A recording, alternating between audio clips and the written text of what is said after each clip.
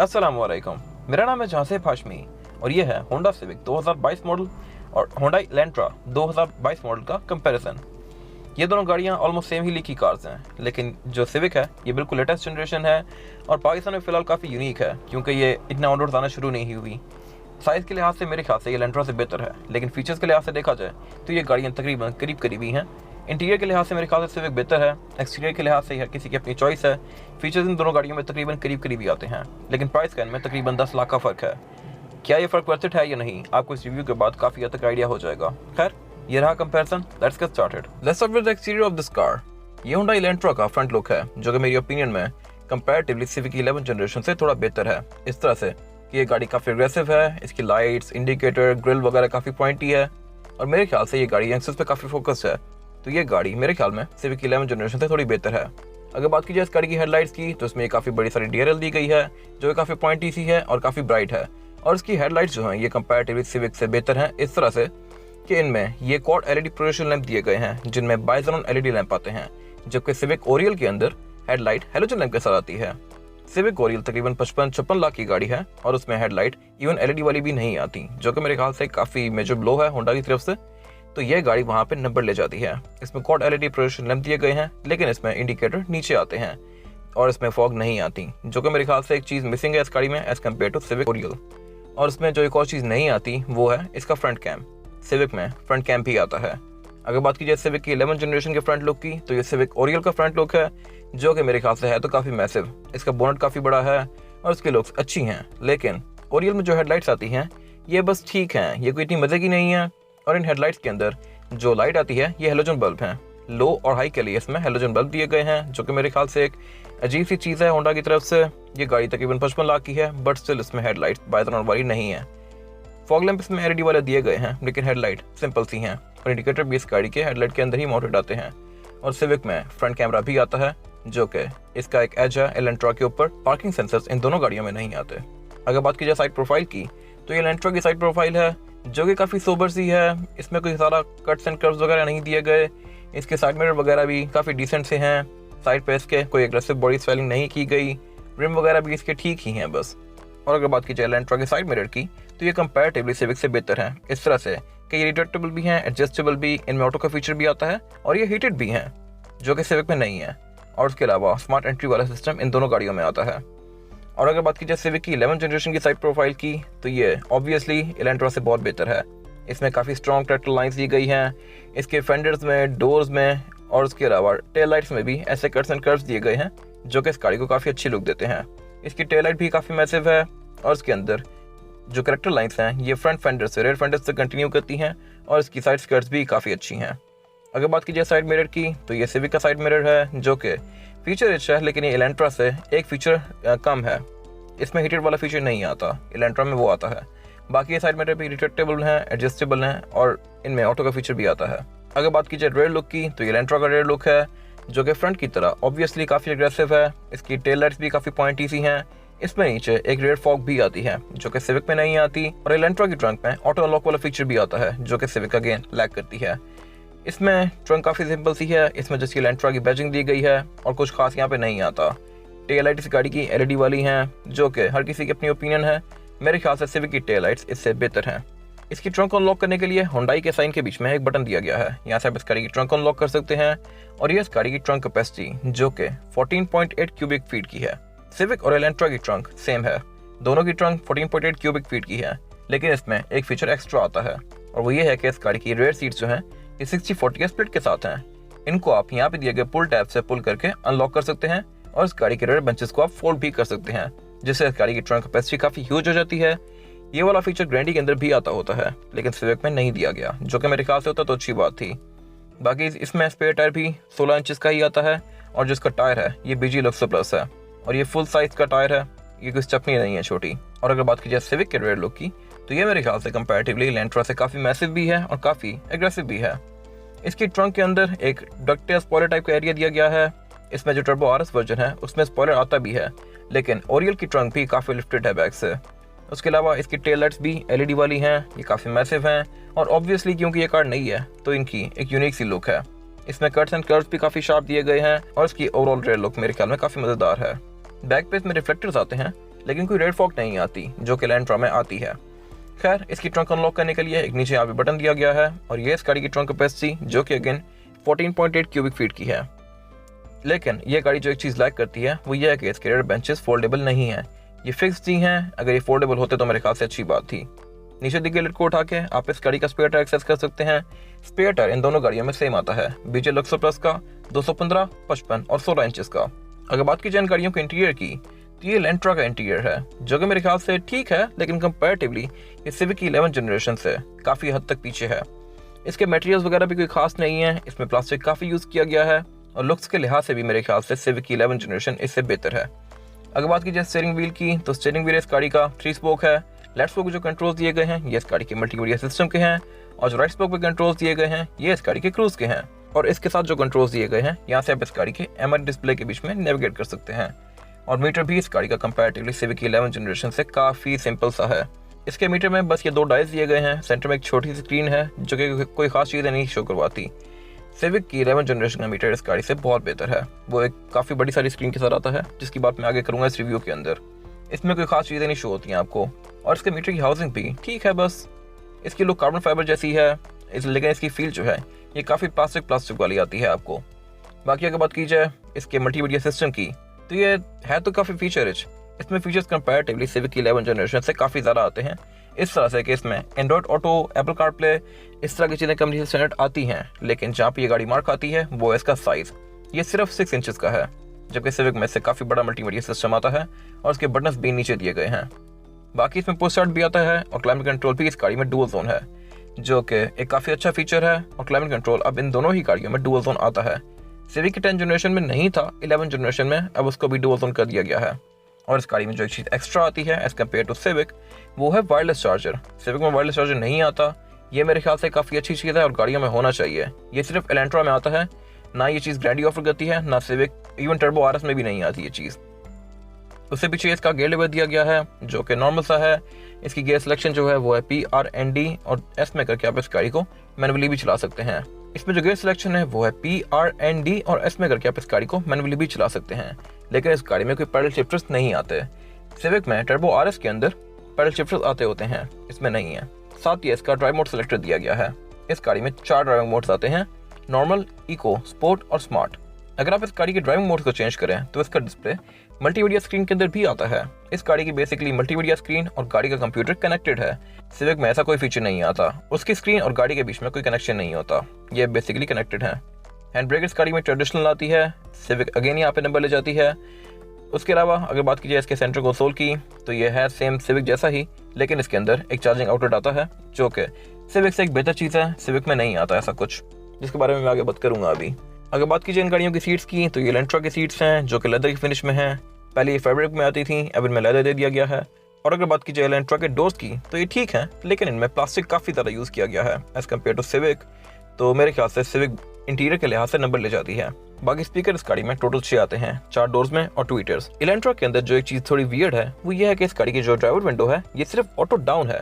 आप इसको single tap से फुली रोल डाउन तो कर सकते हैं, लेकिन रोल अप नहीं कर सकते। तो ये मेरे ख्याल से एक अजीब चीज़ है। सिविक में ये काफ़ी पहले से ऑटो अप ऑटो डाउन दोनों आता है, तो मेरे ख्याल से यहाँ पे ये चीज़ अजीब सी दी गई है एलेंट्रा में। इसके बारे में बात की जाए सिविक की 11 जनरेशन के इंटीरियर की तो ये मेरे ख्याल से काफ़ी ज़्यादा मज़ेदार है। इसकी लुक्स अच्छी हैं, इसके एयरवेंट्स की ग्रिल मुझे काफ़ी अच्छी लगी है। इसी तरह इसके डैशबोर्ड के मटेरियल भी प्रीमियम है, ये मोस्टली सॉफ्ट टच मटेरियल की फिनिश के अंदर है। और उसके अलावा इसके डोर्स के अंदर भी लेदर काफ़ी ज़्यादा यूज़ किया गया है, जो कि एलेंट्रा में ये काफ़ी हद तक चीप प्लास्टिक के होते हैं। खैर, इसमें बहुत सारी चीज़ें ऐसी आती हैं जो कि एलेंट्रा से बेहतर हैं, जैसे कि इसका मीटर भी इस गाड़ी का काफ़ी इंटरेक्टिव है, जिसके बारे में मैं आगे बात करूँगा अभी। अगर बात की जाए स्टीयरिंग व्हील की तो स्टीयरिंग व्हील इस गाड़ी का 3 स्पोक है। इन दोनों ही गाड़ियों में 2 एयरबैग्स आते हैं, एक स्टीयरिंग व्हील में और एक डैशबोर्ड में। स्टीयरिंग की लेफ्ट स्पोक पे जो कंट्रोल्स दिए गए हैं सिविक के अंदर ये मल्टीमीडिया सिस्टम के हैं और उसमें नीचे एक स्क्रॉलर व्हील दिया गया है, जो कि मेरे ख्याल से एक अच्छा वे है एमआरआई डिस्प्ले के कंट्रोल्स को इनकॉर्पोरेट करने का। यहाँ से आप इस गाड़ी के एमआरआई डिस्प्ले के बीच में नेविगेट कर सकते हैं। और जो राइट स्पोक पे कंट्रोल्स दिए गए हैं ये इसके क्रूज के हैं। क्रूज सिविक में और एलेंट्रा में दोनों में सिंपल आता है, ये अडॉप्टिव नहीं है। बाकी स्टीयरिंग व्हील इस गाड़ी का सिंपल सा ही है, इसमें कोई लेदर की फिनिशिंग नहीं दी गई।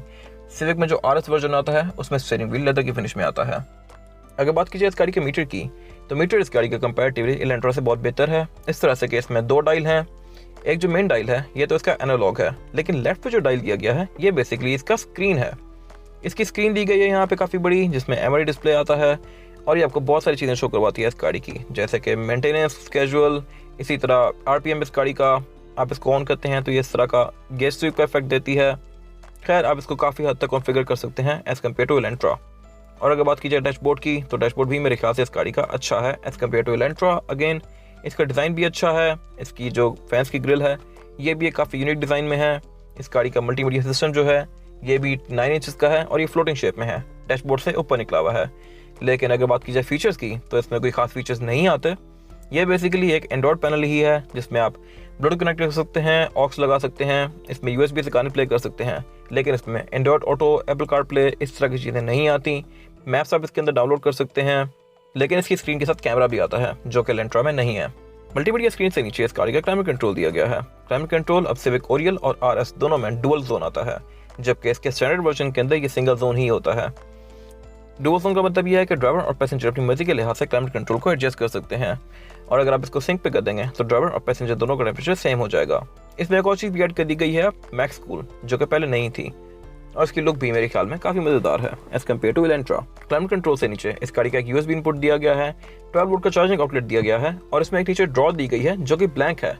इलेंट्रा में यहाँ पे वायरलेस चार्जिंग आता है, जो कि मेरे ख्याल से इस गाड़ी में भी होता तो अच्छी बात थी।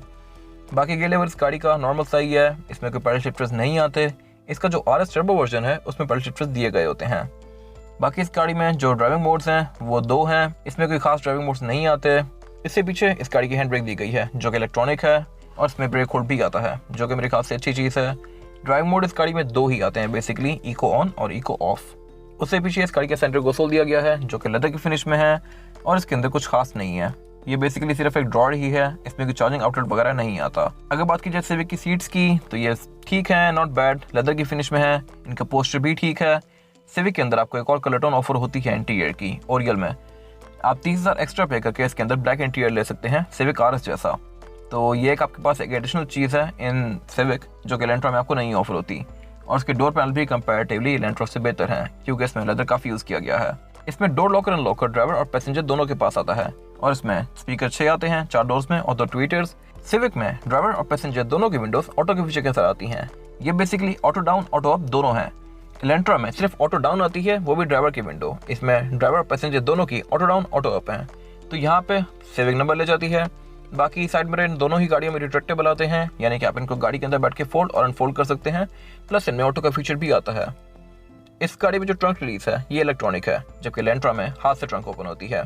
तो यहाँ पे अगेन सिविक नंबर ले जाती है, और उसके अलावा इसमें ट्रैक्शन कंट्रोल दिया गया है राइट पे। इसमें आप हेडलाइट की हाइट को भी एडजस्ट कर सकते हैं, जो कि इलेंट्रा में ये फीचर नहीं आता। बाकी इस गाड़ी का पोस्ट स्टार्ट दिया गया है जिसकी लोकेशन थोड़ी वियर्ड सी है। हेडलाइट के अंदर इसके कोई ऑटो का फीचर नहीं आता, जबकि इलेंट्रा में हेडलाइट्स ऑटो वाली आती हैं। तो मेरे ख्याल से अगेन इलेंट्रा यहाँ पे नंबर ले जाती है। अगर फीचर्स के लिहाज से देखा जाए तो इलेंट्रा थोड़ी ज़्यादा लोडेड है as compare to Civic. Elantra के अंदर वैनिटी मिरर्स के साथ लाइट आती है जो कि सिविक में नहीं है, और इलेंट्रा में जो ड्राइवर की सीट है ये इलेक्ट्रॉनिकली एडजस्टेबल है, जो कि अगेन मेरे ख्याल से एक काफ़ी मेजर चीज़ है जो कि सिविक में देनी चाहिए थी होंडा को, लेकिन होंडा ने नहीं दी, ना ओरियल में ना आरएस में। इलेंट्रा में ड्राइवर की सीट 3 वे एडजस्टेबल है। इसके बारे में बात की जाए गाड़ी में रेयर पैसेंजर्स के लिए सीटिंग कैपेसिटी की, तो रेयर पैसेंजर की सीटिंग कैपेसिटी भी इस गाड़ी में ठीक है, काफ़ी स्पेशियस है। मैंने ड्राइवर की सीट को काफ़ी पीछे किया हुआ है, और स्टिल मेरे पास अभी भी यहाँ पे इतना लेग रूम बाकी है। अगर बात की जाए हेडरूम की तो इस गाड़ी में हेडरूम भी काफ़ी स्पेशियस है। इस गाड़ी में सनरूफ आती है जो कि छत के अंदर ही फोल्ड होती है, तो इसका सेंटर वाला एरिया जो है ये थोड़ा सा नीचे है, लेकिन बैक वाला एरिया इस गाड़ी का काफ़ी स्पेशियस है, तो यहाँ पे किसी बंदे को कोई इशू नहीं होने लगा। और उसके अलावा बैक पे यहाँ पे 3 बंदे आसानी से बैठ सकते हैं। इस गाड़ी का फ्लोर बेड तकरीबन फ्लैट ही आता है, तो यहाँ पे 3rd पर्सन को भी कोई इशू नहीं होगा। बैक पे यहाँ पे इस गाड़ी में 2 एयरमेट्स दिए गए हैं, और उसके अलावा यहाँ पे कोई चार्जिंग आउटलेट्स नहीं आते, जो कि मेरे ख्याल में होते तो अच्छी बात थी, लेकिन इस गाड़ी में नहीं दिए गए। और उसके अलावा सेंटर में यहाँ पे एक सेंटर कंसोल आता है जिसको खोल के आप एज एन आर्मरेस्ट यूज़ कर सकते हैं, और इसमें 2 कप होल्डर्स भी आते हैं, तो इसमें से आप 2 कप होल्डर्स भी एक्सेस कर सकते हैं। और उसके अलावा इस गाड़ी की रेयर बेंचेस भी 60-40 के स्प्लिट के साथ हैं, जिनको फोल्ड करके आप इस गाड़ी की ट्रंक कैपेसिटी को और भी ज़्यादा खुला बना सकते हैं। इसके बारे में बात की जाए इस गाड़ी में रेयर पैसेंजर्स के लिए सीटिंग कैपेसिटी की, तो रेयर पैसेंजर की सीटिंग कैपेसिटी भी इस गाड़ी में काफ़ी स्पेशियस है as compare to Civic X. ये गाड़ी सिविक एक्स से थोड़ी लंबी भी ज़्यादा है, चौड़ी भी ज़्यादा है और नीचे भी है, जिसकी वजह से एक तो इसकी ड्राइविंग भी बेहतर है और इसकी कैबिन स्पेस भी कंपैरेटिवली बेहतर है पिछले सिविक से। बैक पे यहाँ पे मेरे पास लेग रूम काफ़ी स्पेशियस है, इवन पैसेंजर की सीट को नॉर्मल सीटिंग पोस्टर पे करने के बाद भी मेरे पास यहाँ पे इतना लेग रूम बाकी है। और हेडरूम का भी मेरे पास कोई खास इशू नहीं है, मेरे से लंबा बंदा कोई यहाँ बैठेगा तो शायद उसको हेडरूम का थोड़ा इशू हो। इसकी रूफ स्लोपिंग है बैक से। बाकी बैक पे यहाँ पे 3 लोग आसानी से बैठ सकते हैं। थर्ड पर्सन कोई बहुत ज़्यादा कंफर्टेबल नहीं होगा क्योंकि इस गाड़ी में फ्लोर बेड फ्लैट नहीं आता। इसमें हम दिया गया है तो थर्ड पर्सन को पाँव रखने में थोड़ा सा इशू होगा। बाकी बैक पे यहाँ पे 2 एयर वेंट्स दिए गए हैं रेयर पैसेंजर्स के लिए, लेकिन चार्जिंग आउटलेट्स नहीं आते। होने चाहिए थे मेरे ख्याल में। ग्रैंडी में चार्जिंग आउटलेट्स आते हैं लेकिन एयर वेंट्स नहीं आते। सिविक में एयर वेंट्स आते हैं लेकिन चार्जिंग आउटलेट्स नहीं आते। तो इस लिहाज से सिटी बेहतर है। सिटी में चार्जिंग आउटलेट्स भी आते हैं और एयर वेंट्स भी आते हैं। इसमें एयर वेंट्स आते हैं लेकिन चार्जिंग आउटलेट नहीं दिए गए होते तो अच्छी बात थी। खैर बैक पे यहाँ पे इसमें सीट बेल्ट दी गई हैं, 3 हेडरेस्ट दिए गए हैं 3 रेयर पैसेंजर्स के लिए। इसमें क्वार्टर ग्लास भी आते हैं और उसके अलावा सेंटर में यहाँ पे सेंटर कंसोल दिया गया है जिसको खोल के आप इसमें से 2 कप होल्डर एक्सेस कर सकते हैं और उसके अलावा इसको आप एज एन आर्मरेस्ट भी यूज़ कर सकते हैं। बाकी बैक पे यहाँ पे ऊपर एक कैमल लाइट आती है जो कि LED में है और उसके अलावा इसमें यहाँ पे कोई एयरबैग्स नहीं आते। एयरबैग के स्लॉट्स दिए हुए हैं यहाँ पे लेकिन ये ब्लैंक हैं। ऊपर हैंड रेस्ट इस गाड़ी में दोनों रेयर पैसेंजर्स के लिए आते हैं। डोर पैनल्स गाड़ी के फ्रंट डोर पैनल्स की तरह ही हैं कलर्स के लिहाज से, लेकिन इसमें जो ये पैनल है बैक वाला ये चीप प्लास्टिक है। फ्रंट पे ग्लॉस ब्लैक के फिनिश में है, बैक पे ये चीप प्लास्टिक दिया गया है। I don't know why Honda ने यहाँ पे चीप आउट किया है। टर्बो RS में ये सेम आते हैं फ्रंट और बैक पे, इसमें ये प्लास्टिक के हैं। ये गाड़ी जो एक चीज़ लैक करती है वो ये है कि इसमें जो रेयर सीट्स हैं ये 60-40 स्प्लिट के साथ नहीं है, ये फोल्ड नहीं होती। ग्रैंडी में ये फोल्डेबल हैं, एलेंट्रा में भी, तो उनकी सीट्स को आप फोल्ड करके उस गाड़ी की ट्रंक कैपेसिटी को और ज़्यादा खुला बना सकते हैं, लेकिन इसमें ऐसा कुछ भी नहीं है। इसके बारे में बात कीजिए इस गाड़ी के इंजन की, तो इंजन इस गाड़ी में 2000 cc आता है। ये इंजन 2.0 डॉक इनलाइन 4 सिलेंडर है जो कि 154 हॉर्स पावर प्रोड्यूस करता है and 195 newton metre of torque. ये गाड़ी क्योंकि 2000 cc है और 154 हॉर्स पावर प्रोड्यूस करती है तो ये सिविक और ग्रैंडी से बहुत तेज़ है। सिविक टर्बो से ये कंपैरेटिवली थोड़ी स्लो है, लेकिन जो 1.8 आती है सिविक उससे ये काफ़ी बाहर है। और क्योंकि ये गाड़ी 2000 cc है तो इसकी पावर में भी आपको एक सिग्निफिकेंट फ़र्क फील होता है। बाकी इस गाड़ी में ट्रांसमिशन 6 स्पीड आती है, ऑटोमेटिक CVT नहीं आती। और इस गाड़ी में traction control, ABS, electronic power steering इस तरह की चीज़ें कंपनी से स्टैंडर्ड आती हैं। ये वही इंजन है जो बेसिकली टूसॉन के अंदर भी आता है और इवन किया स्पोर्टेज के अंदर भी।